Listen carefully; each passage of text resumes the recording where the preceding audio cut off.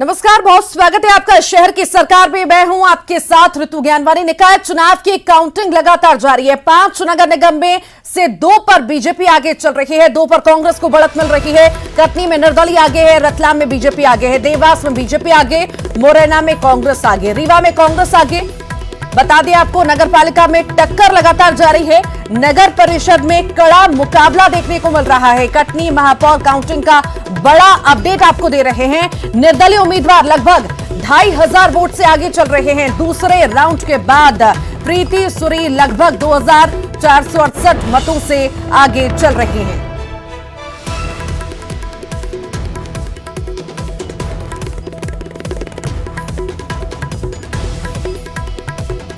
शहर की सरकार के नतीजे जल्द ही डिक्लेयर हो जाएंगे। लगातार रुझान जो सामने आ रहे हैं वो लगातार आपको अपडेट देते जा रहे हैं। निकाय चुनाव की काउंटिंग लगातार जारी है। इस वक्त की बड़ी अपडेट भी आपको दे रहे हैं। निकाय चुनाव के अपडेट आपको लगातार दे रहे हैं। काउंटिंग लगातार जारी है। रतलाम महापौर काउंटिंग अपडेट आपको दे दें। बीजेपी महापौर उम्मीदवार आगे चल रहे हैं, तो वहीं 3 राउंड के बाद 2500 वोट से आगे चल रहे हैं। बीजेपी महापौर उम्मीदवार आगे हैं। मध्य प्रदेश के 5 नगर निगम चुनाव का रिजल्ट आ रहा है। रुझान लगातार सामने आते जा रहे हैं। कुछ ही देर में तस्वीर पूरी तरह से क्लियर हो जाएगी।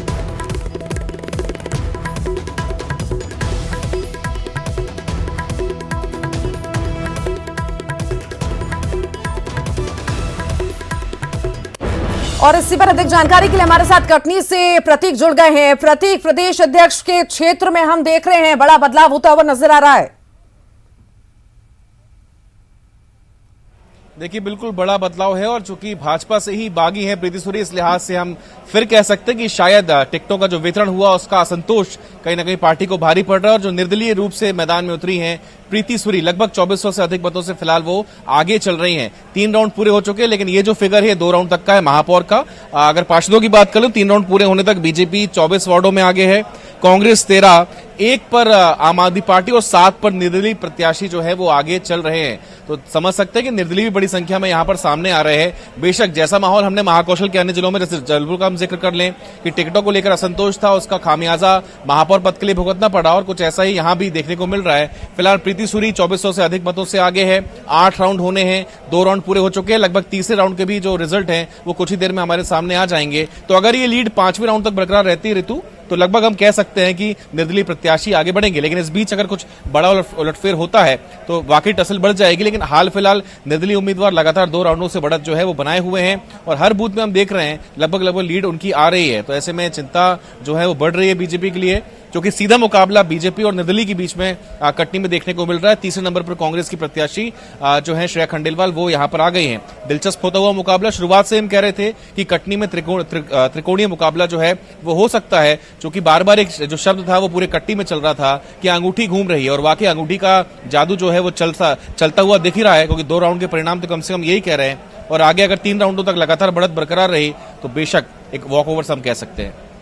मतलब ये माने कि बागी तो हो गए, पर उन्होंने वाकई काम किया था, प्रभावी थी वहां पर, तो उन्हें किसी पार्टी विशेष की जरूरत नहीं थी। जनता ने तो उनका साथ दिया है अभी के रुझानों के हिसाब से।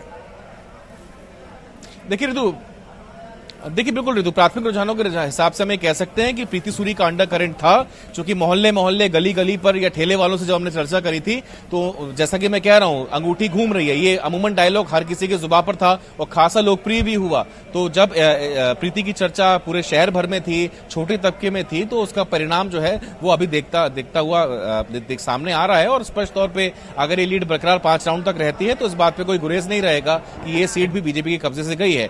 बेशक बीजेपी से बागी हुई थी प्रीति, काफी मनाने की कोशिश की गई, लेकिन वो नहीं मानी और अंत में वो निर्दलीय रूप से प्रत्याशी जो है वो खड़ी हो गई थी। इस बीच एक अंदर की बात यह भी है ऋतु कि बीजेपी के जो कद्दावर नेता हैं वो कहीं ना कहीं एक अंडर सपोर्ट जो है वो प्रीति के साथ था। बहरहाल इसकी पुष्टि नहीं कर रहे हैं, लेकिन जो चर्चा थी इस लिहाज से हम देख सकते हैं कि अगर कटनी की बात करें तो ज्योति दीक्षित के लिए अमूमन संजय पाठक खुल के सामने आए थे, उनके लिए लगातार प्रचार प्रसार की जिम्मेदारी भी संभाले हुए थे और वन मैन आर्मी बन के वो बीजेपी के उम्मीदवार के लिए लीड भी कर रहे थे। ऐसे में क्या संगठन क्या काम कर रहा था, या अन्य जो विधायक है वो क्या काम कर रहे थे, जायसवाल जी जो कि विधायक भी है, आखिर उनका रोल क्या था, इन तमाम मसलों पर प्रश्न उठ रहा है कि आखिर इनकी भूमिका क्या रही है। बहरहाल रिजल्ट के बाद इन सब में मंथन पार्टी करेगी, ये तो हम बतौर मीडिया इस बात का जिक्र कर रहे हैं, लेकिन इसका मंथन बीजेपी खुद करेगी। फिलहाल जल्दबाजी होगी इन तमाम मसलों पर चर्चा करना, जो कि 2 राउंड ही अब तक हुए हैं, 8 राउंड पूरे होने हैं। 5वें राउंड तक अगर स्थिति ऐसी ही रहती है तो बेशक निर्दलीय उम्मीदवार जीत की ओर होगी, ये हम कह सकेंगे। प्रतीक, आप मतगणना स्थल पर मौजूद हैं, वहां पर जिस तरह से काउंटिंग हो रही है, प्रत्याशी भी लगभग हर जगह मौजूद ही रहते हैं, कार्यकर्ता मौजूद रहते हैं। आपने किसी से बात करने की कोशिश की, चाहे बीजेपी की ओर से हो चाहे निर्दलीय की बात हम करें?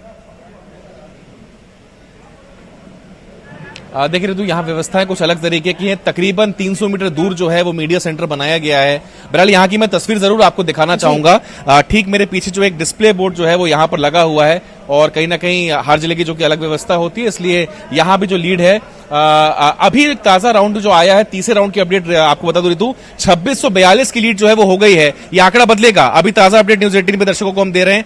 तीसरे राउंड की जो मतगणना चल रही है उसमें करीब 2600 के आसपास की जो लीड है वो पहुंचती हुई दिख रही है। तो बेशक आखिर ये आंकड़ा और कितना बढ़ेगा ये देखना दिलचस्प होगा, लेकिन हाल फिलहाल लगातार जो लीड है प्रीति सूरी की वो बढ़ती हुई। हाँ, जहां तक पार्षदों की बात है तो 24 वार्डों पर हमें कह सकते हैं कि भाजपा के प्रत्याशी जो है वो आगे हैं। तो नगर सरकार में हम कह सकते हैं कि अगर यही रुझान आगे भी चल के रहते हैं तो निर्दलीय महापौर रहेगा, लेकिन बहुमत सदन में बीजेपी पार्षदों का होगा। नगर सरकार चलाने में कठिनाइयां हो सकती हैं। बहरहाल फिर दोबारा दोहराऊंगा, ये ज्यादा जल्दबाजी होगी इस पर चर्चा करना। फिलहाल रुझानों में लगातार निर्दलीय प्रत्याशी जो है वो आगे चल रही हैं। ठीक, लगातार बने रहिए। सुशील हमारे साथ जुड़ गए हैं मुरैना से। सुशील, प्रतिष्ठा की बात है बीजेपी की, मुरैना की अगर हम बात करें तो, और सीधे कांग्रेस और बीजेपी में टक्कर है, मुकाबला है, क्या इस वक्त अपडेट आपके पास?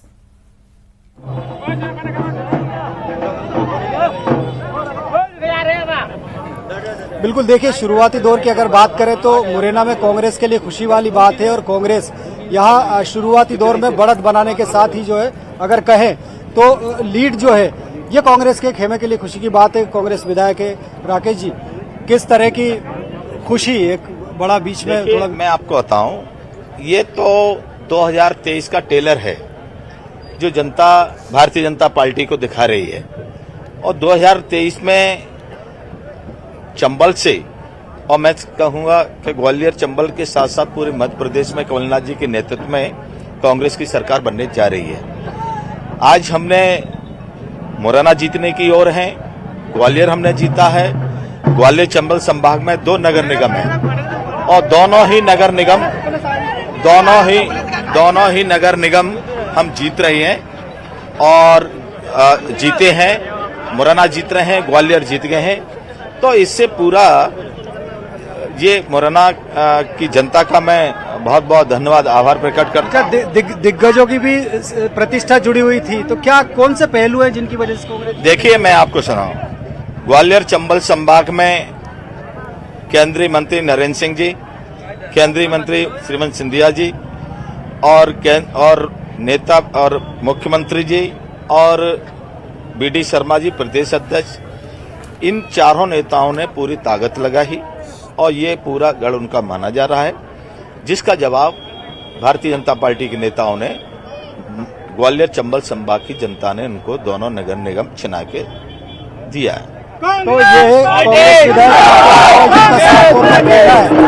इस बार जनता ने कांग्रेस को आशीर्वाद दिया है, और ये जो नगर निगम में कांग्रेस की कामयाबी है 2023 के लिए भी कांग्रेस के लिए बूस्टअप का काम करेगी। जब विधानसभा चुनाव आएंगे तो कहीं ना कहीं कांग्रेस को इससे फायदा मिलेगा।